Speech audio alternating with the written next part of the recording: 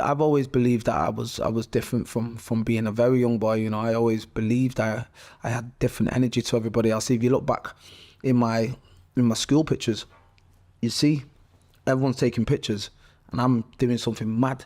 So it's shown me, when I look back, I think, like, I have to question myself and say, why are you like this sometimes? Why have you got this drive? Why is your personality sometimes seen as a little bit overbearing for certain people? In certain realms, it's great, it's motivation, it's energy.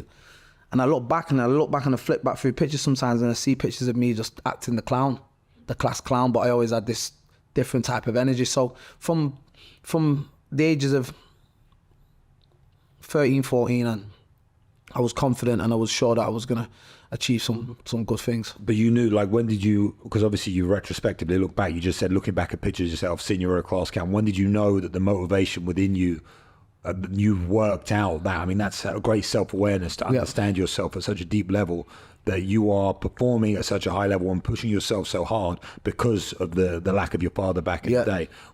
At what age did you think you realized that this is why I'm like this? I feel like I've always been aware from when I started to, like I said to you, when I was yearning for other men's support and approval.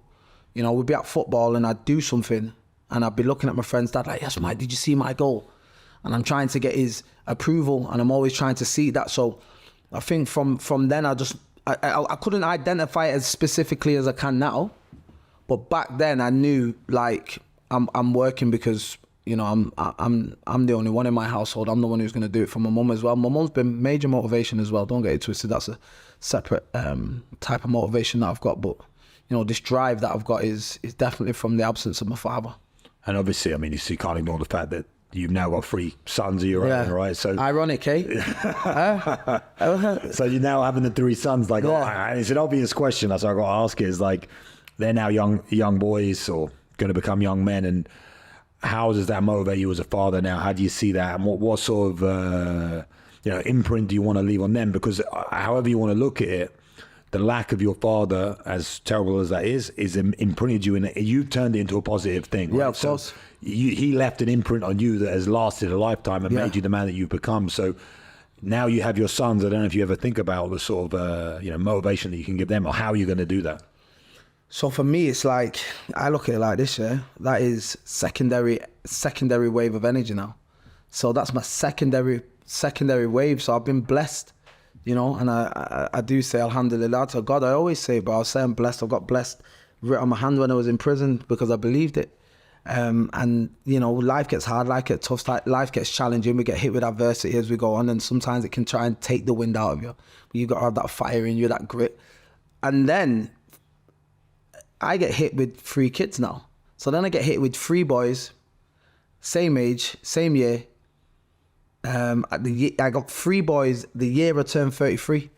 Do you get what I'm saying? And I've always said I'm blessed, so people can, I believe I'm blessed, and I say that. And whether my blessing has come for me to be a father for my children, I use this now as like, okay, Kane, you know exactly what it's like to not have a father.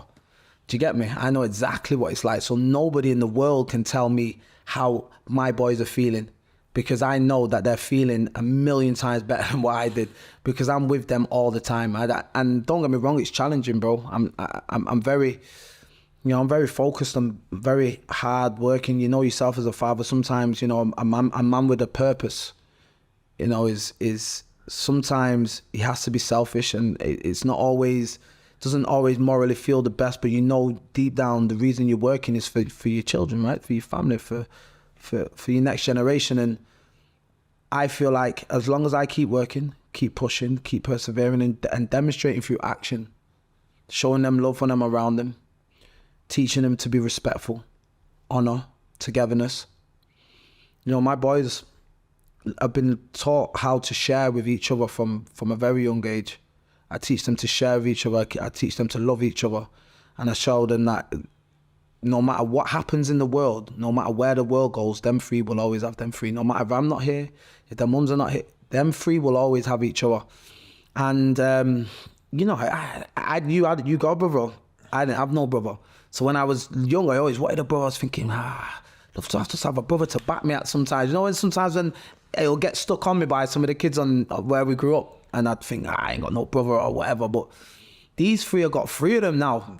Do you get what I'm saying? So whoever tries to interfere with one or the other, they're gonna have problems, man. So I mean, I got two brothers. I got an older brother and a younger brother, and I growing up, we weren't that close. Okay. And there's only 2 years. There's 2 years. I'm 22 months from my older brother and like 2.5 from my younger, and like I never had that. Same. It's almost like. Obviously, sometimes it feels even lonelier when you're getting bullied or something's happening to you and your brother ain't even there to help you even when you got one. I can. It's like abandonment then. Yeah, so it's me and my brothers are close. Like, me and my older brother are super close now as well. But it's like in those moments in time, because you think, I mean, I'm a big dude. My brothers are both big dudes. Well, us growing up in school, we could have ran that place. If we had the maybe the father figure to push us that way. And that way, my dad's soft man, so it's very, very different. But I'm saying. Like, I got 2 daughters, 2 girls. So it's like, for me, I have to sit here and think about what it is that a father needs to provide. You gave an amazing talk about what you want your kids to have. And it's like, how you demonstrate to them, I believe, and this is something from my belief system, is like, sometimes you can't be around as much as you want to be around because you're out conquering the world. But if you think about what we're supposed to do as men, is like, as long as your sons can look up to you and be like, that's my dad, you always have that connection forever. It doesn't matter if you're there feeding them or taking them to the park or that is not what a father does. A father doesn't do the day-to-day stuff. The father guides and the father shows what is possible. And I believe you, a man who's, like I said, come from prison and done what he's done and come through and now for the highest level of mixed martial arts and gone out to start businesses, your sons can always look up to you as a father and be like, okay, dad faced adversity head on and came through it. Of course. So that is like how you show. Demonstrate. But what to you, like, I had a great dad growing up. For you, as someone who grew up without a father, what do you believe your job is as a dad? For me, like I said to you, look, I do believe that, you know, men are definitely supposed to be out in the field and leading by example and working to bring back home, right? So if you look at historically, Vikings in history, men of war, men of conquest, they used to leave home, go and conquer. And that's natural, right? I understand that. Now I understand that as a man, what I need to make sure that I'm aware and what I'm trying to do, because look, being a father is great and it's amazing, but when you're on the path that we're on, it's sometimes challenging. And the reason why the challenges come to me is because, like you said, is that absence and time that I'm not with them, sometimes the guilt does come to me. You understand? And I'm not going to sit here and make out like it doesn't, because for me personally, it might be because I've had an absent father. For me personally, I am working so hard so that I can get to a certain level of financial security, accomplishment. And I've got a target in my head.